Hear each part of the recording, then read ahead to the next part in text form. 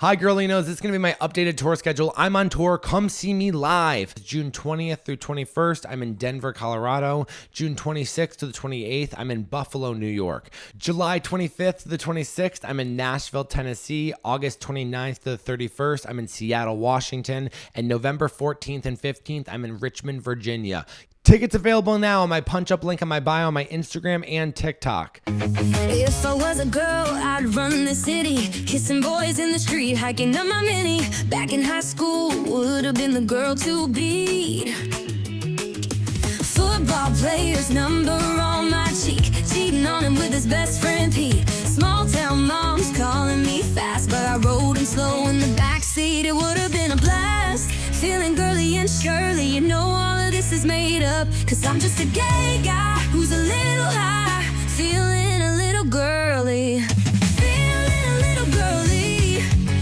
Welcome to Feelin Girlie. I'm your host, Dylan Carlino.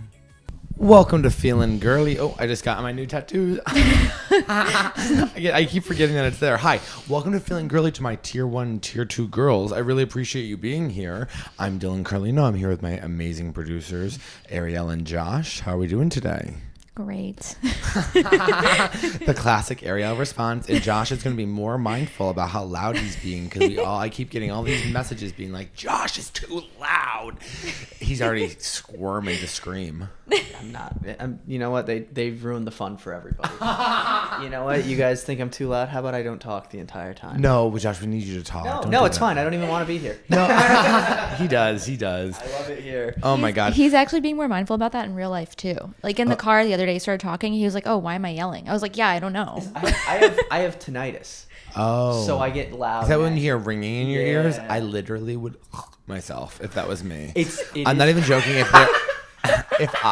I know, not to be rude, because that just, I always am so afraid of having that, because I don't think I could ever live like never hearing everything correctly, and it would really bother me. Well, you get used to it, but what happens is that people will just randomly be like, "Why are you screaming?" Yeah. And I'm like, I'm trying. And you go randomly, Dylan's getting hundreds of messages a day from people being like, "Tell Josh to shut the fuck up for 3 seconds." And you know what I say? Sorry, my producer is disabled, you able-bodied fuck. Okay, my producer has tinnitus. From okay, the military, by from the the way. military, we have a veteran behind the camera, and what you're doing is humiliating him and me, and trying to embarrass Ariel for having a boyfriend with tinnitus when he's a service member. By the way, as I'm like in South Carolina this past weekend, ripping up people who are in the military for being losers, and, and by the way, to like making fun of like the military and Christians, and the Christians the last night got really weird. By the way. Oh yeah. Well, then girls come to me afterwards. I want to say that the only good thing about, I just got back from South Carolina, and I want to say this: the only good thing about South Carolina were the Girlinos. It was you girls coming out to the shows. I really appreciate it. I really had the worst time in South Carolina. Really? I really did not enjoy it there, and it was one of those things where everything leading up to the show, this might be magical thinking or just like me being psychic. It's one or the other. I'm either full-blown psychic where I can feel things, which I do believe, or it's just magical thinking. I'm delusional. But like I kept being like, we're gonna have a great time, but in my gut I'd be like, this is not gonna be good.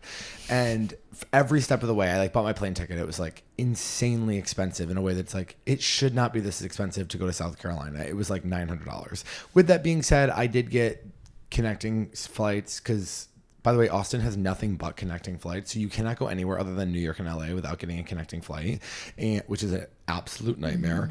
And now I would probably sound privileged, but this is work, and I have to buy my own tickets, and not only the connecting flights, and yeah, I'm 6'5", so I get the emergency exit row every single time. That's just who I am as a person. I told these old couple that I was sitting next to on the plane yesterday, who were lovely to be around. They were visiting their daughter in Connecticut.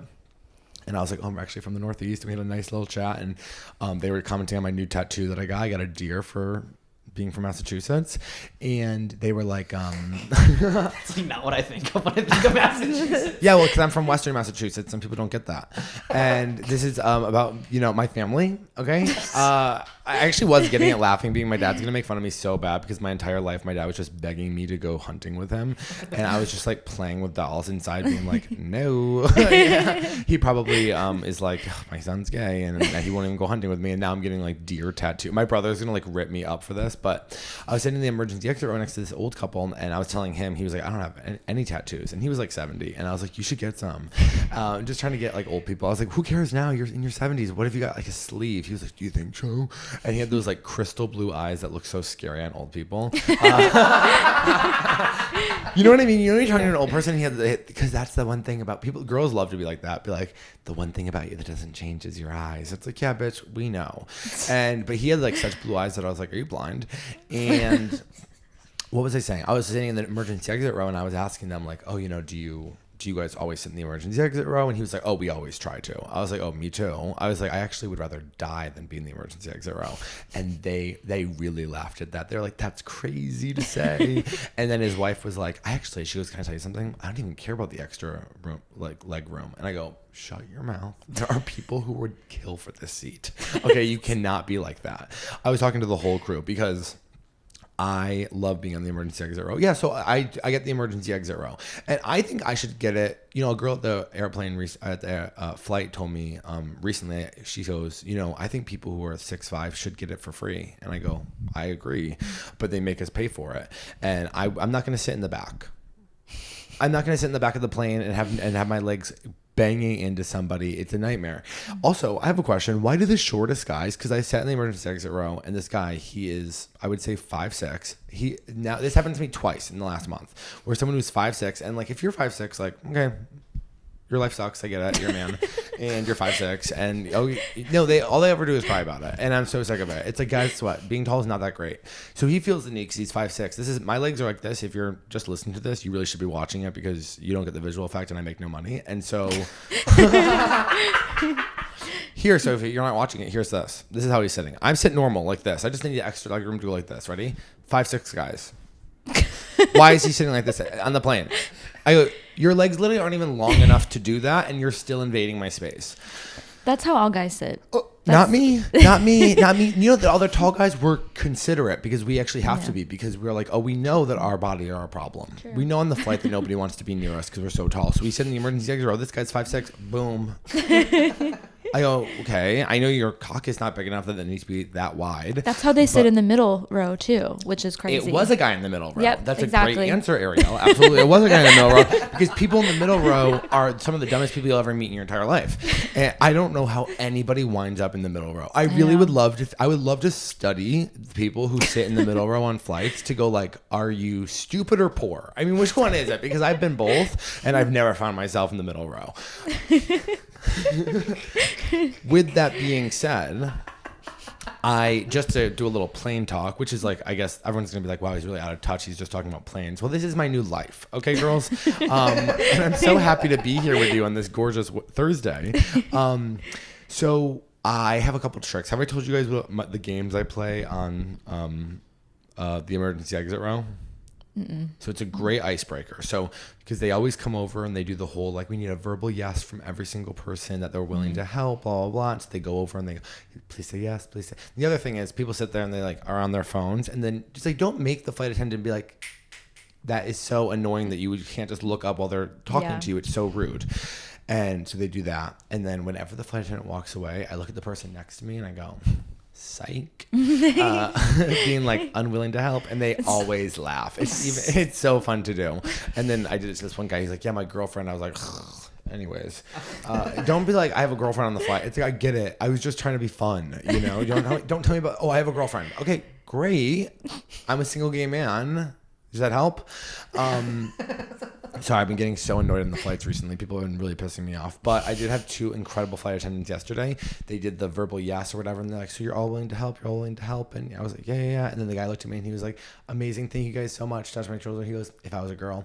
And I was like, and then I had my headphones in, and then it's the other flight attendant. She's doing the demonstration with like the seatbelt or whatever. And as she's doing it, she's like, and she stares at me and she goes, really? And and then they were like, and then halfway through the flight, they came in there, she tapped me on the shoulder and she's like, would you come to the back with us, please? And I was like, yes. And so I go to the back of the plane and they're like, we're obsessed with you. And like, can we take pictures? I'm like taking pictures of the flight attendants in the back of the plane. I'm like, my life's a dream. This is incredible.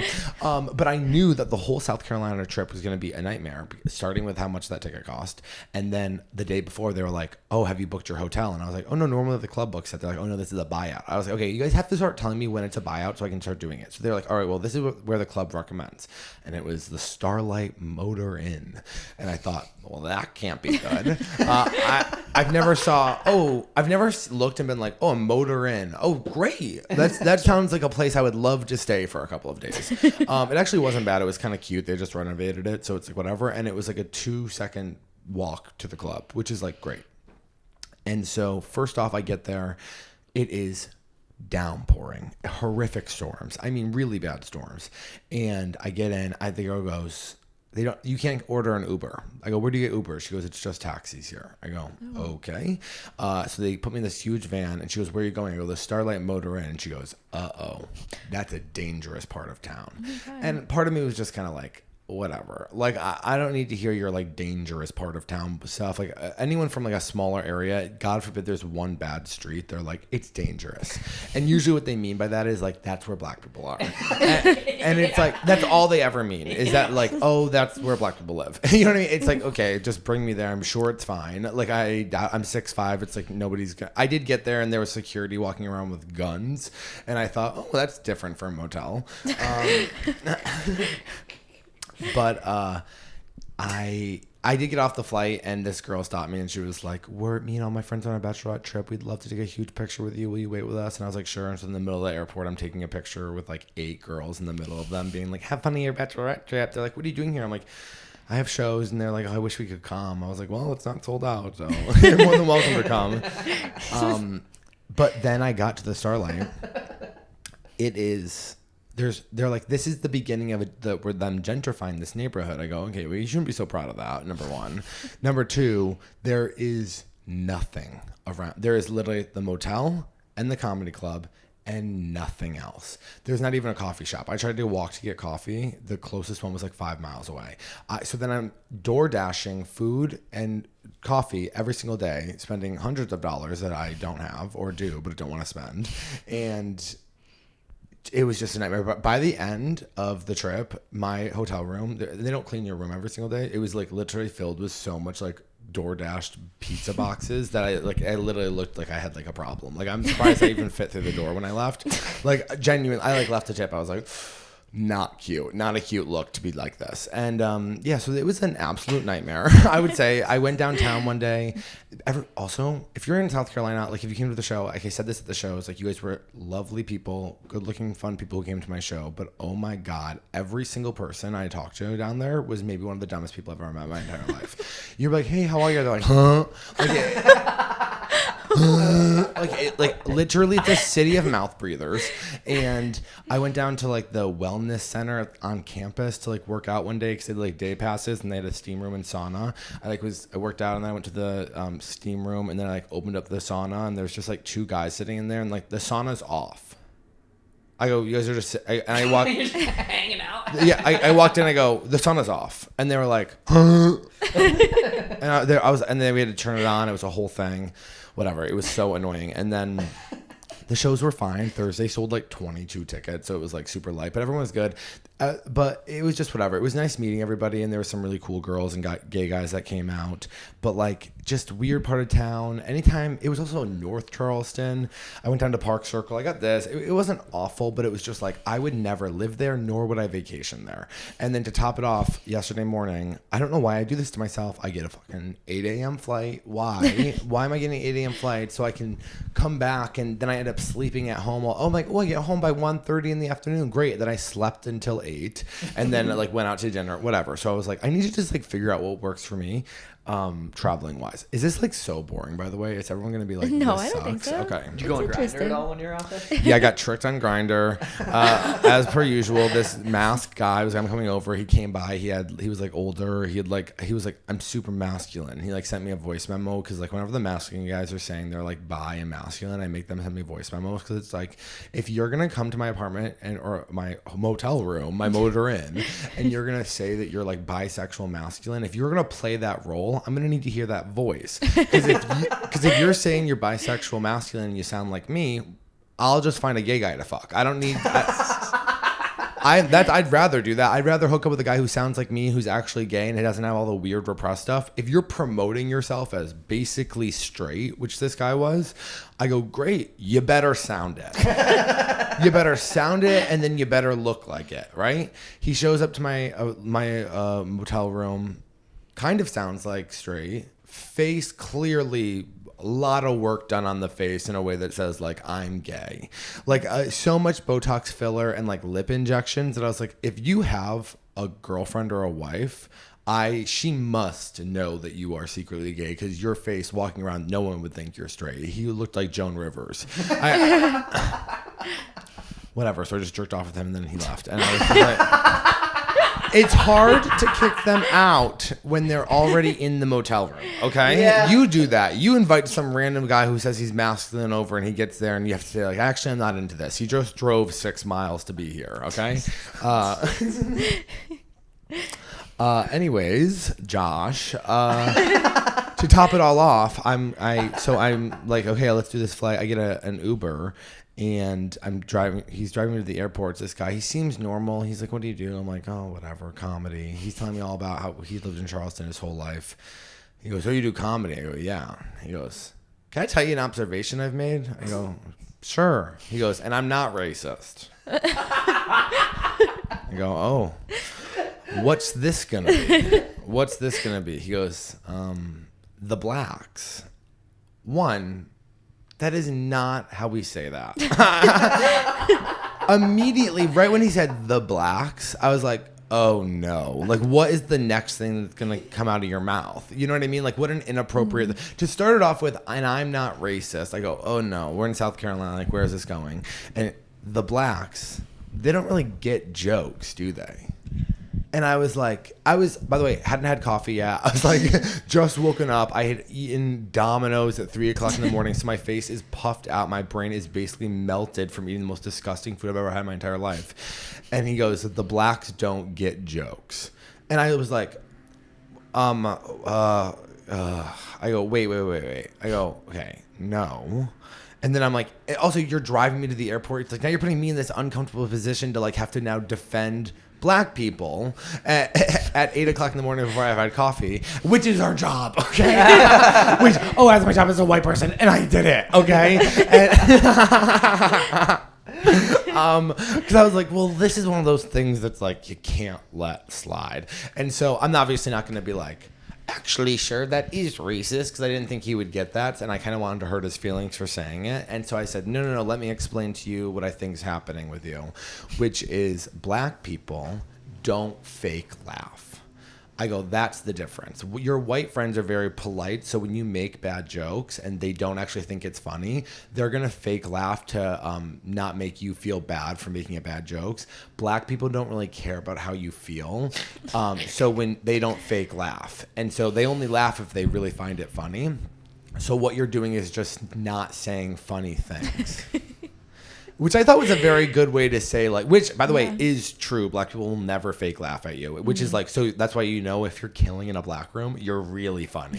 Every comic will say that. If you are killing in front of a bunch of black people, you're like, I'm good at comedy. It's the only way to prove it. And and if you're uncomfortable with this conversation, Josh is ginger, so he is kind of black. Yeah. And Black laughs matter. Black laughs matter, absolutely. They matter the most, actually. How about that? Like, the exchange rate's crazy.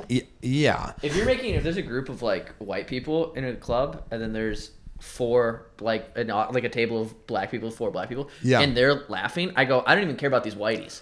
Not at all. I don't- When you're a white comic and you're on stage and there's a couple of black people, the only people in the room you're trying to make laugh are the black people because you know it's real. I swear to God. 100%. And so I said that whole thing to the Uber driver, and then he was just like, "Oh, interesting." And then he we got to the airport. And he goes, "So that's a Boeing 787." I'm like, "Okay, yeah. Just why don't you give me your fucking plane facts, you racist fucking autistic fuck? How about that? Just tell me about the planes and stop talking about black folk, okay? I don't want to hear it anymore."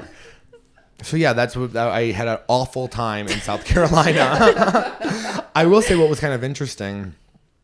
The club had like no food. It was just bad. Everything was bad. It was just bad. I will say though, I met multiple people from the Berkshires. There was a New York comic who was actually visiting. He's from South Carolina, Phil Duckett, and I had heard about him on podcasts and stuff. So it was funny to meet him there. And he was doing guest spots at my show. And great guy, very very funny. But his girlfriend was there, or his ex-girlfriend. I don't know. They had a whole thing. And she was like, "Oh yeah, I'm from Massachusetts." And I was like, "Oh, what part?" And she was like, "I'm from the Berkshires." And I was like, "I'm from the Berkshires." I go, "What town?" She's like, "Stockbridge." I'm like, "I'm from Lee, the town right next." I go, "How funny is that we're from?" I mean, it's very small. Like both towns. Stockbridge is smaller than Lee. Lee has like 3,000 people in it. Stockbridge probably has like 1,500, 2,000, like whatever. So it's like we're both in the South Carolina at a comedy club. It's just funny. And then I met another girl. She was like, "I'm from Pittsfield." I was like, "What is happening?" All these Berkshire County people are like in the Carolinas. So that was great. I did meet some really great people and fans and tier 1 girls and tier 2 girls as well. There was a girl who got there. I can't remember your name, sweetheart, but you had an amazing outfit on and you were tier 2 and you were telling me you were going to change to tier 1, but welcome. Thank you for listening. But it was great. The nice thing, even when these times I'm having in the cities are bad, meeting the girls is always great. The last show though, it did get weird halfway through, and you could tell all these girls were like waiting for me to do If I Was a Girl Live or something, and I like wasn't doing it, and I was just like doing my like stand up, which is like good by the way, and it is, and they don't get it, and so I could tell I was making them like pissed or whatever, and I was like, well, now I don't give a fuck. Like it's like what they were annoying me, and they whatever, and then I can always tell when people are disappointed with me when nobody stays after the show to like take pictures or meet me, and I'm just like, oh, hey, by the way, that's the most exhausting part anyway. You know what I mean? Like, don't go right ahead. But I left being like, oh yeah, I definitely lost some fans. Okay, great. Thank God when my neighbor decided to start mowing his lawn right as we do this. Okay. And they're fair weather fans anyways. Oh, for sure. I don't even care. You want to know who started following me? Ooh. Okay, you want to talk about manifestation? This is real manifestation. So all weekend long, Elizabeth Gilbert started following me. And if you don't know who Elizabeth Gilbert is, she wrote Eat, Pray, Love. Elizabeth Gilbert is like my North Star in life. Maybe she listens because No. you talked about her. I do talk about her a lot. I actually started talking about her in one of my jokes recently because I am talking about God. And at one point in a jokey way, I've been saying like, then people say like, "Oh, Dylan, like, what do you believe in God?" I say, "Whatever the fuck Elizabeth Gilbert's yapping about these days." I go, "That's what I believe." And I did it kind of for the first time last weekend, and then just kind of incorporated it into every single act. And I like opened my app yesterday, and it was like Elizabeth Gilbert started following you. And Elizabeth Gilbert, I like went to a creativity workshop with her like when her lesbian partner was dying like 8 years ago, which like triggered me into like getting my shit together. And like 3 months after that, like I ended up moving to Portland. Like she's a huge part of my life, whatever. I love her so much. So she started following me and I was like, oh my God, it's all happening. If you care, that's what's so funny about me is like, I don't care. Like Demi Lovato follows me. Couldn't care less. I mean, she's amazing. She's amazing. But I wasn't like, oh my, Demi Lovato isn't a hero of mine in life. You know what I mean? I respect her and I love her, but she's not like my hero. You know what I mean? Elizabeth Gilbert. I'm like, holy shit. I go, that's cool. That is fucking cool. All right. What are we at time-wise? 22. Okay, well, I kind of was hoping for longer, but that's just where we're at right now. These might be a little bit of shorter episodes just because we're having a good time, okay?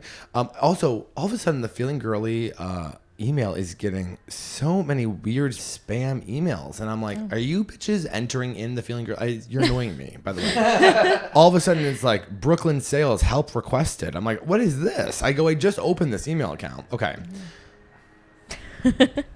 My life sucks. Okay, ready? I mean, it's like they're doing it on purpose. It really feels like he's doing it on purpose, and not. And I. By the way, I know he's not. You know what I mean? Like, but it feels that way. We had that happen on on Saturday we were filming something out in the park. The second we would start to talk, like we'd get a take going, like a plane would fly over, people would walk by, hawk cars would start honking. Yeah.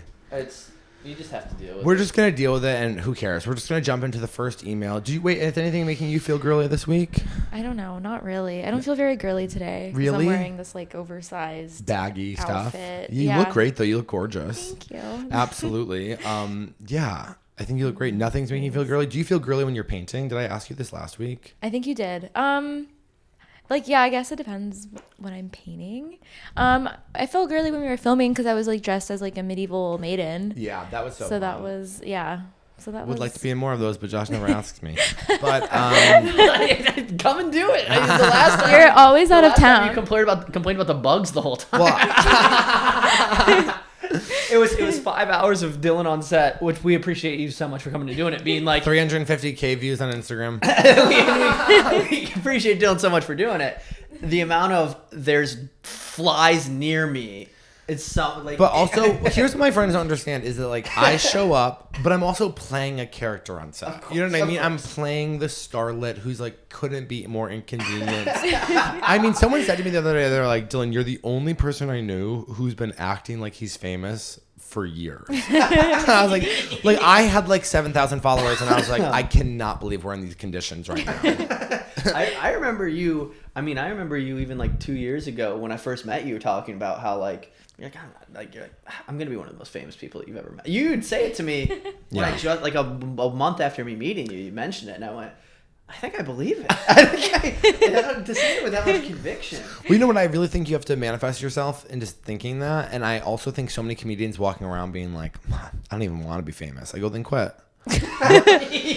Because they say it in a way to protect themselves. I feel like so many of us are like, we want something, and then we pretend that we don't actually want it because it's cringe to be like, it's like, okay, so you don't want to be a famous comedian because what? Fame is like gay or something? Like, I think it's the fear of not happening. Not happening, and then you. So why would I be afraid of it not why would I work towards something and then actively tell the world I don't want it? It makes no sense to me. And I'm not saying like, oh, I want to be famous so I can go to the Met Gala. I want to be famous so you bitches start buying tickets to my live show. You know what I mean? Like, I want to be able to like right now, I just started doing the If I Was a Girl videos and tailoring them towards the cities that I'm going to. So I did one for Connecticut, and I just did one for Hoboken today, where like I do it kind of like a New Jersey, and I do just little themes within it, so that, and then I'm making them a little bit shorter because sometimes I've been getting to the 2-minute mark, and I go, okay, these are long, but they still do well. So I'm like a little over a minute, and then right at the end being like, Hoboken, New Jersey, I'm coming to you. So that way it like actually gets pushed out, and I don't have to like pay for ads. I would like to be able to post a tour picture and just have it sell out. Like, that's what I want, to have to do no promotion whatsoever. And then everything I do online can just be creative. But we're not there yet. Even though I have all these followers, you still have to figure out how to let your followers know where you are. And so that's the worst part about it. That's why I want to be famous, so I can just do the work without having to like constantly work to get in front of people's eyeballs about like, this is where I'm going to be. But you girls are doing an incredible job of figuring out where I am going to be and showing up to these shows, because I barely did any promotion for South Carolina and still sold like 250 tickets. Yeah, it was great. It was a very fun time. I'm excited to go to the Northeast. I'm excited for this whole next week. I'm going to be all traveling the entire time for 3 weeks. I've never done that before. Luckily, I get to go see my nephews and stay at my brother's house for 5 days in between, but that's going to be it. Let's do our first email, because I feel like this is going to be a good one, all right? Is anything making me feel girly this week? Sorry. Oh, also, I've been listening to a lot of Lorde recently. We love Lorde. I'm a huge. Are you? I think Pure Heroin might be the best album that's ever been made. Oh my God, it's so good. And even, what was that? Her new song, I think, is so good. Yeah. And Man of the Year, I think, is so good. I think both of them are so good. I was just listening to somebody else. I just want to pull up quickly, because I feel like I said I was going to start doing shout outs of girls I listen to. I also, I did try to listen to not Maggie Rogers. I always listen to her. Miley Cyrus's new album. Oh, is it good? It's not bad. It's just I appreciate that Miley's always changing up her sound, and but Miley's not my number one. When she has moments, like, I'll be honest, maybe I'm a basic bitch. I think More to Lose is like an incredible song. I do think her promotion of it is better than the actual song, because she sings it in a way live that I find more appealing. That like, I do like the produced version, but it's just not mine. And also it's a lot of like it feels like a Halsey album to be honest. There's like all these like interludes where it's like it's kind of like Halsey 5 years ago. But I do appreciate Miley, and I love who she is as a person. I love her. She's Yeah. been, Ariel's been on a big kick every time we get in the car and she plugs her phone and it's, I'm in the club. I have perks with my. That's What a song Miley is- Cyrus song Yeah. 23 from like forever that was ago. like of course. Her bangers era was the best. Banger. I cannot stand. He doesn't like it. 23 was like my fucking song. It was my song for years. Oh my god. That was so sick. If she's listening to it. It's so good. You know I what love else her. Ariel does this thing where she gets really fixated on one specific song. Yeah, you do the same thing. I do too. Everybody does. But it was that one, and then it was also They Not Like Us. She was listening to Not Like Us. I'm not kidding, for like 9 months straight. And Get it's in the car, I would just put it on. He'd be like, "Oh my so god." funny. This little Greek lady being like, Drake's a pedophile. Yeah. That's great. Oh my god. Yeah, no, 100%. Yeah, so I've been listening to that a lot. I also on the plane watch. I do this on the plane so often because it's always on the plane. I always watch Almost Famous. Have you ever seen Almost Famous? You have to. It's like literally the I best think movie you ever said made. that last week with Kate Hudson. Yeah, did I say Yeah, last week? I Then I think- won't bring it up again, but I watched No, it it's again, and I was like, it's so fucking inspiring every single time. I love coming of age movies. I want to make a coming of age movie, but me star in it. Okay. I sound do. like Josh. Yeah, that's. I mean, my dream is to make like a teen romance. Did I tell you the idea I have? I think I mentioned it last time. I'll tell you off air because I actually think it's really good. I want to write it into a TV show or a movie, but I think it's so good. But I'll tell you to you afterwards. Okay. You ever seen Spectacular Now? Yes. I love that movie. It's Okay. one of my It's a favorite good movies. movie. Okay, we're gonna move on. No more Josh's opinions. No more Josh's opinions. This one's called. This email is called "I drunk emailed my ex 3 times a month and honestly need supervision." Okay, that's yeah. Hi Dylan. First and foremost, I love you. Your podcast has literally been therapy through this long ass email. I hope you read it on your podcast. Here we go. Also, I'm not a therapist, but nor have I really ever been to therapy. But instead of emailing my ex for the 5th time this month. That's bad, sweetheart. That's really bad. You're actually, if you're blocked on everything that you have to email, I mean, take it as a hint. I mean, okay, yes, I counted. I'd figured I'd shoot my shot here, mostly because he's blocked me on everything except email. I need to start sending chaos somewhere that isn't his inbox. Why is it that you think it's appropriate if he's blocked you on everything to still try to, if the roles were reversed and you blocked a guy on everything and he was still emailing you, you would be scared for your life. And he's probably just annoyed, but like, boundaries. We have to remember boundaries, okay? So here's my circus. I'm 33. I've got 2 kids. Okay, let's focus on being a mom and stop writing emails. For the past 3 years, you have kids to take care of. Unless it's like your kid's father and you're like, please pay your child support. There's really nothing else to email about.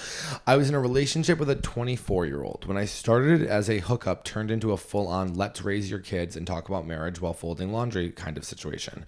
He moved in after 6 months, bonded with my kids, helped me grieve my mom's death, held me through trauma, encouraged me through weight loss, supported my healing. Honestly, the kid changed my life. And then, somewhere between the protein shakes and pillow talk, he changed his mind. Yeah, he's 24. I hate to bring that up. It's like, think about what you were like at 24. I think about what I was like at 24. I was like a drunk mess in Portland. Here's the thing about meeting people why it's like, I think so important to remember, like, I think it's so fine to date younger. I think you're in your 30s. You want to date a 24-year-old? I think that's fine. I don't think any issue with that. But what you have to remember is they are still changing into the adult that they're going to be. So the person that you're meeting is not fully formed yet. So it's kind of like you're gambling by making a relationship with them. It's like if you're dating someone who's 30 and they change their mind, it's kind of like, fuck you. We're at that state of the life that you should have known whether or not you wanted to do this. A 24-year-old, I mean, yeah, I'm 31 now, and I think about, like, I am not even close to the same person I was when I was 24. So that's, like, something you have to keep in mind with this. And already emailing him, honey, he's 24. He probably doesn't know how to check his email. I mean, he's probably going into his spam box. Okay. And also, you said something kind of interesting where you were like, he changed my life. Sometimes, and you should know this because you're 33, people come into your life for a very specific reason. Maybe he wasn't supposed to raise your kids with you. Maybe he was supposed to get you back to a place where you could be in this new place where you feel better about yourself, more confident, all these things. He changed your life. That's why he came into your life. But maybe it's not supposed to be forever. It's like, what is that thing? It's like some people are a season of your life. It's not the whole life. And we all try to just fucking hold on to everything for so long. It's like that quote that's like, everything I've ever loved has claw marks on it, where it's like, you gotta start letting go. When people change and leave, the worst thing you can do is try to keep them to stay. Let them go. It's fine. I know it's hard to do, but okay. Right before the new year, I started talking more seriously about marriage, which had been a normal topic between us. And suddenly he goes, I've been lying to myself. I don't want marriage. I thought maybe I'd eventually feel different, but I don't. Sir, what? So I'm glad I built my entire emotional stability around your little identity experiment. That's not really a fair thing to do. You shouldn't be putting your whole emotional stability on a 24-year-old.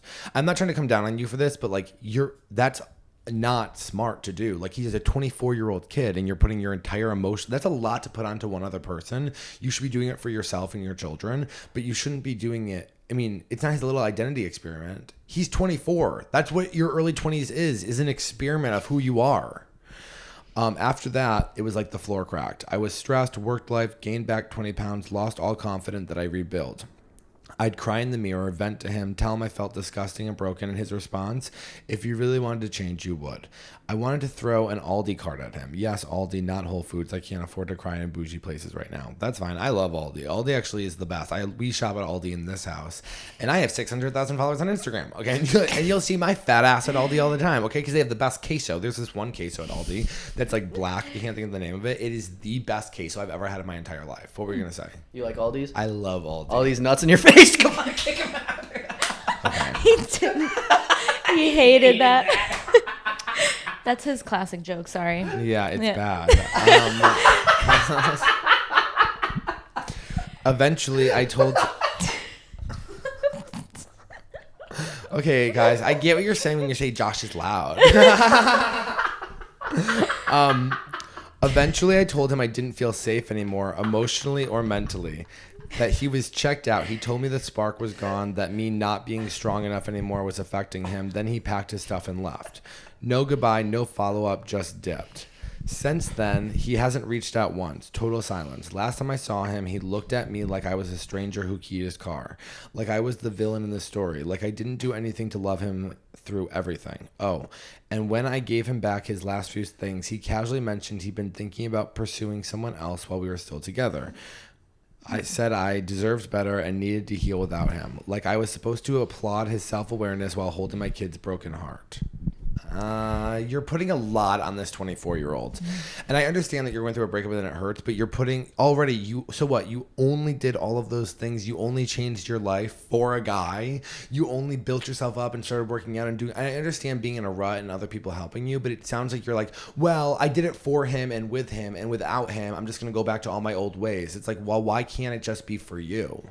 Once again, I'm not trying to like rip up into you, but like I think you're not taking accountability about your own life, and you wanted this guy to come in and save you, and you're not putting into the fact that he's 24 years old.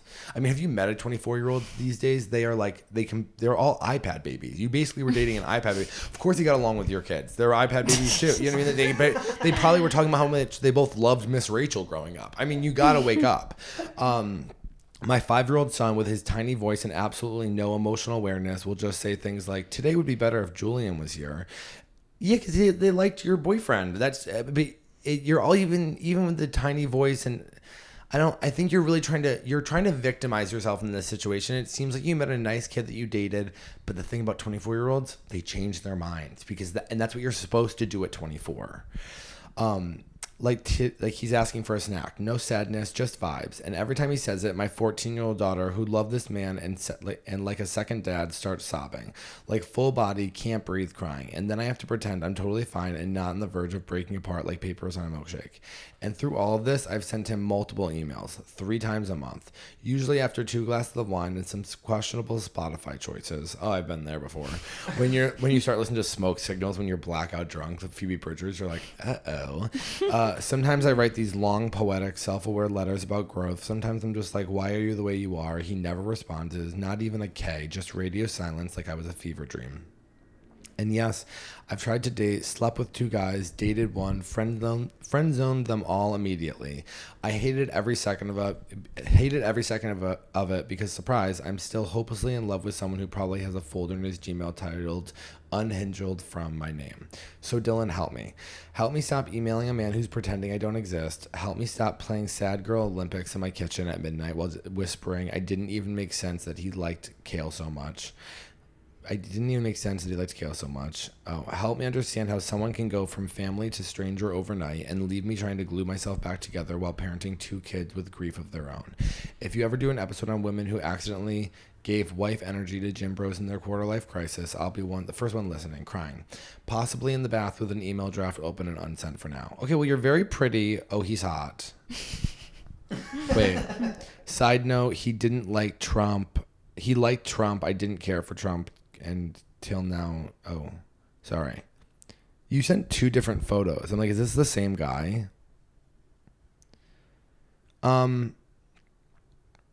Yeah, I like him better with his shorter hair.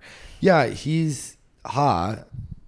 If you want my honest opinion, you need to get over this. Like, great, you didn't date this guy. Great, you need to stop emailing him because you're embarrassing yourself. I'm gonna say this right now. Stop drinking too. I'm gonna put that out there right now. Stop drinking.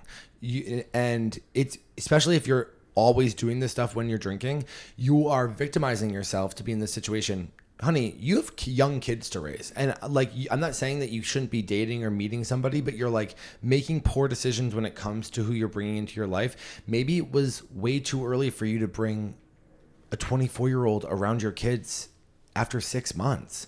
Like, I'm not shaming you. I'm coming from somebody who, like, my mom dated a lot. I met a lot of her boyfriends. But, like, eventually you kind of get used to being like, it's just a guy in your house. And if that's not the kind of thing that you want in your relationships with your children, then stop doing that. If you want to date someone, that's great. Do not bring them around your kids for at least a year. I think I said it throughout the whole email, but he's 24 years old. If you didn't think he was going to change, he's not a man, he's a boy. Like, and you're putting all these expectations on him as if he is your same age and has everything together. He's a gym bro who's 24. Remember this, 2 years ago when you were 31, he was 22.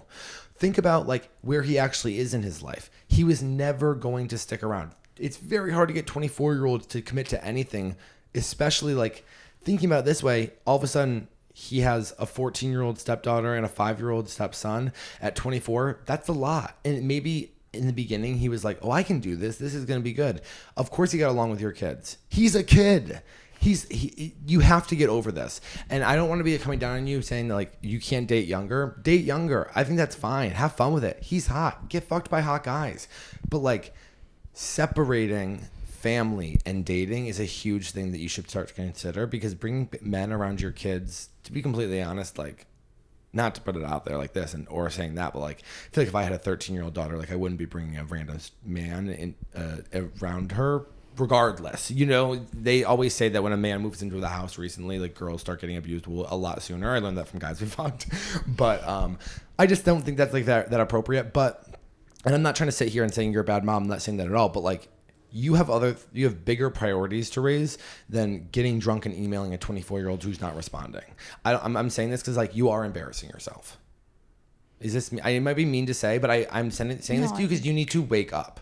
This is not an appropriate thing to do, and you need to start focusing on creating an inner life and emotional response for yourself that doesn't require another person being there. You shouldn't have to lose weight or be mentally stable for another person. You should do it for yourself and your kids. So instead of focusing on men and trying to find some guy to fix you or save you and your kids and have this thing, focus on being that savior of yourself and get it together for yourself so that you and your children can be happy. And then once you're in an emotionally good place, date somebody who's also in an emotionally good place, who's ready to settle down.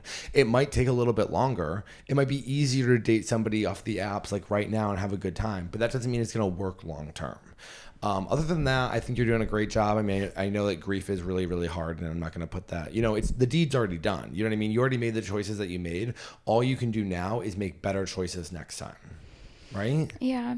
Well, also, I feel like she just really like lost her sense of self in the relationship, which is like something maybe that she can work on in the future, because you don't want to be like that with other relationships too, or else like the same thing will keep happening because your partner doesn't like how that feels, like to be dating someone that you might have been putting a lot of pressure on Yeah. him. You might have been putting Yeah. a lot of pressure on him, especially that he's not responding. He might have felt that pressure of like, she needs me not only for her kids and for me to step up and be this man of the house, but she needs me so that she's mentally okay. Nobody likes that. No, Yeah. and I've been like that too, where you're like doing anything you can to keep this person near you, and it's not a good feeling for yourself or the other person. Yeah. And so you want to break this pattern now, because it's not going to be a good look. And I'm only being this hard on you because you asked me to be. You did, and I'm being honest with you. And maybe you're not telling other people this, but you shouldn't be emailing him anymore. And I only say you're embarrassing yourself, not to shame you, but to get you to wake up and realize like, this is not how you want to be living your life, nor this is not the kind of relationship that you want to show your kids. Yeah. You don't want to show your kids that this is okay to like have somebody else be your emotional. because your kids are absorbing this now. 'Cause Absolutely. Did she say that her daughter was crying because she Yeah, missed him? yeah. Well, because she's seeing her be that way, like the mom. Yes. You know what I mean? They pick up a lot more than you think, and I think you have to be a rock for your children. Yeah. But other than that, I think you're doing a great job. And you're very pretty. You're not gonna have a hard time. You just gotta work on what's going on up here, which we all do, but it's Yeah. just not a good situation right now. Okay. Well, hopefully the next one's gonna be fun. What are we at time wise? 45 Okay, we're gonna do one more, and then we're gonna move over to emails. or Patreon. Patreon. Oh yeah, sorry. Patreon.com/feelinggirlie. Patreon.com/feelinggirly. One more, and then we're doing that. Okay. I'm gonna save that longer one. For the Patreon? Yeah, for the Patreon. And that's over at patreon.com. It actually is over at Patreon. Oh, you know what? We'll do that one too. Sorry, guys. Yeah, the good ones go to the Patreon. That's I know. I Patreon. don't want to give too much. Patreon.com/feelinggirlie. It's a cup of coffee, guys. It really is. Go get the good Okay, stuff. this one's gonna be good. This will be good for this. Ready? X shoved a bottle up his ass. Is he gay? Thank you so much, sweetheart, for even writing this. Ready? Happy to say I'm now a tier 1 girly, and I love you so much. Thank you so much for being tier 1, but we are reading this on the main one, so you'll hear both. Okay. Anyways, my recent ex has literally always wanted to do anal, but I always joked around that, saying that he'd have to do it first because the fuck, I look like I'm going through all that pain just to give a man a nut. Absolutely. You should never let a man up your ass until you've been up his. So... It is. So like 3 days before we broke up, there was a glass Coke bottle in his nightstand, and I joked around saying, I wonder if it was a Mexican Coke, because those I was are gonna really, say, where are you getting a glass? probably a Coke Mexican bottle? Coke bottle, which is like so smart, because it actually is such thick glass. You wouldn't just want to do one of those thin glass ones that could shatter. Either way, you should not be putting glass up your ass unless it's for your ass, because what if it shattered? It could really fuck him up. Okay, what were you gonna Have say? you seen that video? Yes. Yeah. And I wish I had it. Yeah. And I wish I had it. Yep. If you haven't seen the video, there's a man who puts a vase up his ass and it shatters, okay? And then blood comes out. It's not a cute video. A Voss. I joked around and said that if you shoved it up your ass, I'd let you put the tip in. Oh, you're psycho. Lo and behold, the man actual does it and jumps to his bed in pain, yelling, "It burns." My jaw was on the floor, so I let him put the tip in, and it burned, so I knew he wasn't lying. I've always been told by other women that if men want anal, they'll probably gay, which I don't know how much I agree with that, but he told me that's not how it is. Men like it because we have prostates, okay? It's not that crazy. Like, every man likes it. I'm not sure if Josh likes it. We're not going to speak. Josh doesn't speak for every man because he's different, okay? But every man will like it because they have a prostate. It will make them hard and come. So it's not gay to get done, but it's very fun to call them gay for doing it, okay? But he told me stories on how men have tried to take him home before / hit on him. He told me that him and his boys would jerk off together in middle school, circle jerks. I've actually learned through my other podcast that that's super common that young kids do. They never did that. No, but a lot of guys do it where they jerk off in the same room. They never did it with me when I was growing up. I think they smelled the gay on me, but I always wanted them to. He would love it when I painted his nails and do his makeup / self-care stuff. And even my mom has said he's androgynous. He also posts like cute, aesthetic, clean girly with a combo of selfies and pretty scenarios. You know what I mean? Yeah, that one is gay. A straight guy posting selfies, I go, what? Anyways, I would just love to know if you think he's gay because he treated me like shit. Here are some photos of us from a couple of years ago. Yeah, I think he's, he's gay, sweetheart. And I want to tell you right now, I wasn't fully you did send me prom photos and you're gorgeous, by the way. You are like absolutely a gorgina. But when the prom photos, I thought, no, not gay. And you'll listen to this. There's a photo of him in the car with you where he's really smiling in a way that says like, I'm gay. I'm going to show it to Oh, yeah, no, he's gay. He's gay, Oh, sweetheart. 100%. Yeah, no. I mean, I love that you're such a feminist. I love that you made him shove the Coke bottle up his ass before he tried it with you. And it does burn, but you do get used to the burning, and it does get better. Just to throw that out there. But yes, your ex is gay, and I wouldn't. And he treated you like shit, and that's the thing. I hope you're dating other guys now, but he also had an earring in, which you didn't mention. Just to throw that out there, and not just like a little hoop. He had a diamond. I thought, oh. Interesting, and he's an adult blonde, so seek help and get that help as soon as possible. We have to move over to the Patreon. Blonde is tough. It is. We're going to the Patreon. If you guys would email the podcast, feelingirliepod@gmail.com. We do need more email submissions, and make sure to send pictures and dick sizes. And we love you guys so much. We're moving over to the Patreon. We'll see you there. Bye.